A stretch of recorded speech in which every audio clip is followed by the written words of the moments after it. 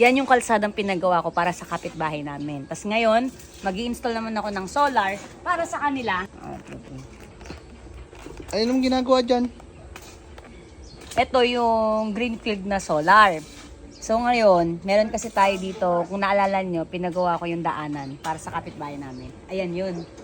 Ayan. So ngayon, nagpapa-install ako ulit ng solar kasi itong 9 watts na solar LED floodlight ng Greenfield, sobra to dun sa mga nabili ko. So ang ginawa ko para maliwanag dito yung daanan kasi papuntang bukid yun dun. Ayan, yan. Ayan. Tapos ito yung kalsada na yan yung kalsadang pinagawa ko para sa kapitbahay namin. Tapos ngayon, mag-i-install naman ako ng solar para sa kanila, para maliwanag na rin dito. At the same time, maliliwanagan din yung mga alaga naming manok at saka yung pabo. Ayan. So para hindi na dito madilim paggabi, sakto kasi na merong Greenfield pa ako na extra. Ito yung nakita nyo sa vlog ko last time na solar LED floodlight. So lalagyan natin to. Yung nga, pinalay ko na yung mga ilaw. Ay, yung mga panel. Para mamaya, try natin dito. So, ayan, ginagawa na yung pinaka ano. O, diba?